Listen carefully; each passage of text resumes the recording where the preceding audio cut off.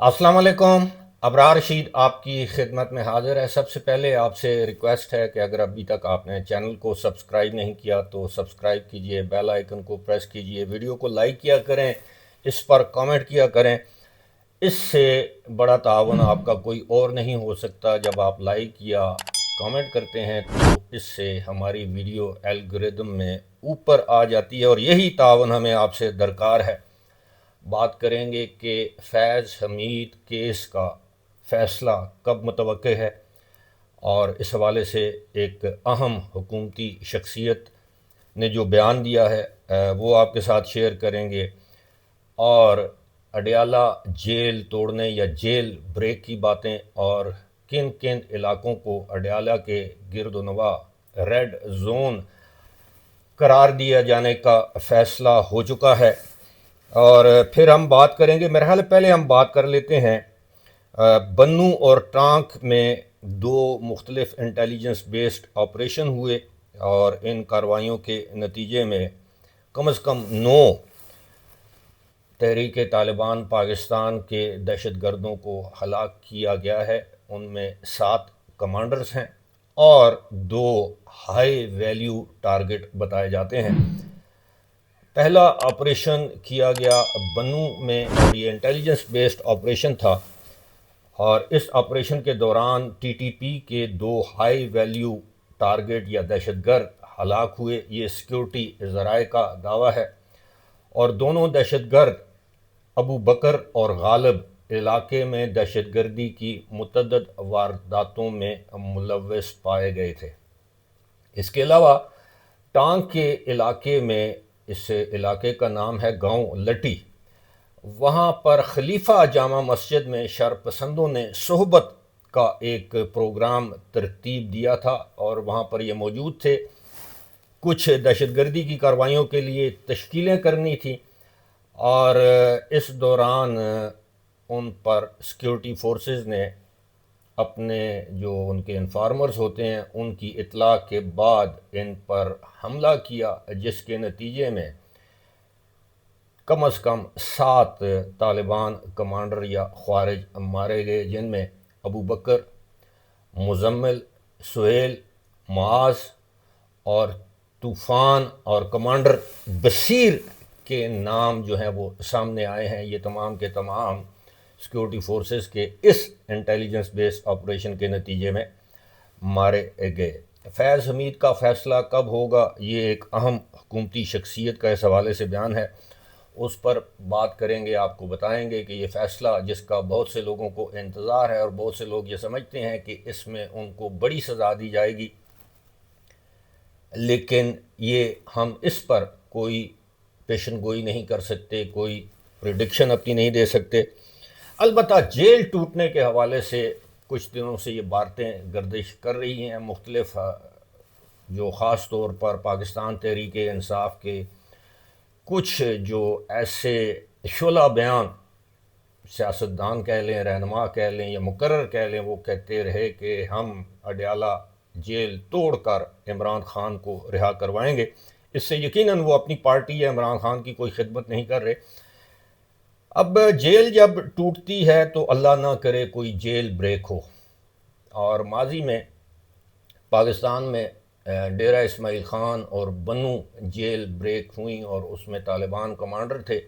अदनान रशीद नामी एक कमांडर था जिसने ये एक जेल ब्रेक की, शायद डेरा इस्माइल ख़ान में काफ़ी अरसा हो गया है। लेकिन जब जेल तोड़ी जाती है तो उसमें बहुत ज़्यादा तबाही होती है। उसमें ना सिर्फ सिक्योरिटी फोर्सेस या जेल एहलकारों का नुकसान होता है, बेगुनाह कैदी भी मारे जाते हैं। जो वहाँ से भागते हैं उनको गिरफ़्तार कर लिया जाता है, कुछ रूपोश हो जाते हैं, कुछ को दौरान ऑपरेशन हलाक कर दिया जाता है। तो ये एक बड़ा संगीन मामला है। पूरी दुनिया में जहाँ भी जब भी कोई भी जेल ब्रेक हुई तो वो पुरअमन जेल ब्रेक नहीं होती, उसके नताइज हमेशा भयानक जो हैं वो बरामद होते हैं। और खुदा न ख्वास्ता पाकिस्तान में अडयाला जेल तोड़ने की या जेल को ब्रेक करने की कोशिश की गई। माजी में अगर आपको थोड़ा सा माजी में ले चलें तो उस वक्त के वज़ीर आज़म जुल्फ़िकार अली भुट्टो जब रावलपिंडी जेल में मुक़य्यद थे تو یہ کہا جاتا تھا کہ ایک مرتبہ لیبیا نے کسی اور ملک نے کوشش کی کہ ان کو جیل سے اچک لیا جائے، لیکن یہ کوششیں ناکام بنا دی گئیں۔ عام طور پر جہاں اس طرح کے ہائی پروفائل پریزنرز ہوں وہاں پر سیکیورٹی کی کم از کم 3 سے 4 لیئرز ہوتی ہیں، کچھ ہمیں نظر آتی ہیں، کچھ نظر نہیں آتی ہیں۔ انٹیلیجنس کے اہلکار وہاں پر موجود ہوتے ہیں سول کپڑوں میں، عام شہریوں کی شکل میں۔ اس کے علاوہ اگر حکومت چاہے تو رینجرز تعینات کر سکتی ہے، دیگر سیکیورٹی فورسز ہوتی ہیں، اس کے ساتھ ساتھ پولیس اور جیل حکام۔ تو اڈیالہ کی سیکیورٹی کو بریچ کرنا یا بریک کرنا اتنا آسان کام نہیں ہوگا، لیکن خدا نہ خواستہ اگر اس طرح کی صورتحال ہوتی ہے تو جس طرح میں نے بتایا ہے کہ اس میں کولیٹرل ڈیمیج از مسٹ، وہ ضرور ہوتا ہے، دونوں اطراف سے، دونوں جانب سے اس میں جانیں ضائع ہونے کا اندیشہ ہمیشہ رہتا ہے۔ تو خیر میں تو اس پر مزید بات نہیں کروں گا، کیونکہ اس طرح کی حرکت سے کوئی بھی بڑا نقصان ہو سکتا ہے کسی بھی جانب سے فائرنگ کے نتیجے میں۔ جو بس میرا خیال ہے اتنا ہی کافی ہے سمجھدار کے لیے، یہ اشارہ بہت زیادہ کافی ہونا چاہیے، کیونکہ امید ہے پاکستان تحریک انصاف سیکیورٹی اداروں کو یہ بہانہ یا یہ پریٹیکسٹ نہیں دیں گے کہ وہ جیل بریک، پہلے ہی جیل بریک کی جب باتیں ہو رہی ہیں تو اب اڈیالہ جیل کے اطراف جو گاؤں یا چھوٹے چھوٹے قصبے ہیں ان کو ریڈ زون قرار دینے کا فیصلہ ہو چکا ہے، اور اس کی سیکیورٹی مزید بڑھائی جائے گی۔ وہاں پر کسی قسم کا مظاہرہ کرنے کی اجازت نہیں دی جائے گی، کسی قسم کا دھرنا دینے کی اجازت نہیں دی جائے گی۔ گزشتہ روز وفاقی وزیر اطلاعات عطا تارڑ اس حوالے سے اپنا یہ حکومت کا مدعا بیان کر چکے ہیں۔ اب یہ جو پالیسی ہے پاکستان تحریک انصاف کی، چاہے وہ عمران خان کی دی ہوئی پالیسی ہے، اس کے تحت ہی اگر مشکلات کا سامنا ہوگا تو عمران خان کو ہوگا، پاکستان تحریک انصاف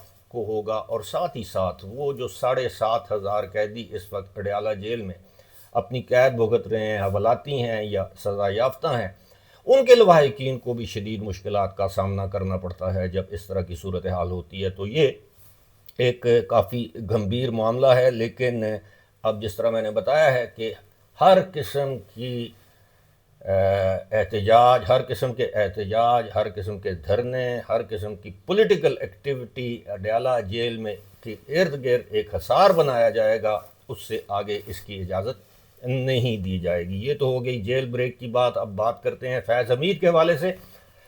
سابق لیفٹیننٹ جنرل، ویسے کہا جائے وہ تو ابھی بھی لیفٹیننٹ جنرل ہیں، جب تک ان کو سزا نہیں سنائی جاتی اس وقت تک وہ لیفٹیننٹ جنرل ہی رہیں گے، کیونکہ جب کسی ریٹائرڈ فوجی آفیسر کا کورٹ مارشل ہوتا ہے، فیلڈ جنرل کورٹ مارشل، تو اس کو دوبارہ ریسٹور کیا جاتا ہے اس رینک پر۔ تو اس وقت فیض حمید جو ہیں وہ ٹیکنیکلی ہی از لیفٹیننٹ جنرل۔ تو لیفٹیننٹ جنرل فیض حمید جو ہیں ان کے کیس کے حوالے سے فیصلے کی شنید دی ہے وزیر اعظم کے مشیر برائے سیاسی امور رانا ثناء اللہ نے۔ انہوں نے کہا ہے، جیو نیوز سے گفتگو کرتے ہوئے رانا ثناء اللہ نے کہا ہے کہ دسمبر کے مہینے میں ہی ان کے کیس کا یا ٹرائل کا فیصلہ آ جائے گا۔ کچھ ہمارے دوست یہ کہتے رہے کہ صرف 1 یا 2 نوٹیفیکیشن کا انتظار کیا جا رہا ہے، اور وہ نوٹیفیکیشنز جن کا انتظار کیا جا رہا تھا وہ اب جاری ہو چکے ہیں۔ وہ آپ جانتے ہیں کون سے 2 نوٹیفیکیشنز تھے جن کے حوالے سے کافی زیادہ چمگوئیاں کی گئیں، کافی افواہیں پھیلائی گئیں، لیکن بالآخر گزشتہ روز وہ دونوں نوٹیفیکیشنز جاری ہو گئے۔ اور کچھ لوگوں کا یہ ماننا تھا کہ نہیں، کیونکہ اتنے زیادہ گواہ ہیں، اتنا بڑا کیس، اتنے طویل عرصے تک یہ کیس چلا، تو اس کو وائنڈ اپ کرنے کے لیے، اس کا فیصلہ لکھنے کے لیے پھر یہ فیصلہ آگے دیا جاتا ہے اپنے افسران کو، وہ اس کی توثیق کرتے ہیں اس فیصلے کی، پھر اس کے بعد یہ فیصلہ سنایا جاتا ہے۔ عام طور پر 3 سے 4 ہفتے لگتے ہیں ٹرائل مکمل ہونے کے بعد یہ فیصلہ سنانے کے لیے۔ اور اب رانا ثناء اللہ نے یہ خبر دی ہے کہ دسمبر کے مہینے میں ہی، یعنی اسی مہینے کے آخر تک یا وسط میں فیض حمید کا کے کیس کا فیصلہ سنایا جائے گا۔ تاہم رانا ثناءاللہ نے کہا کہ وہ سزا کے حوالے سے کوئی پیشن گوئی نہیں کرنا چاہتے، نہ وہ جانتے ہیں کہ ان کو کتنی سزا ہوگی یا وہ اس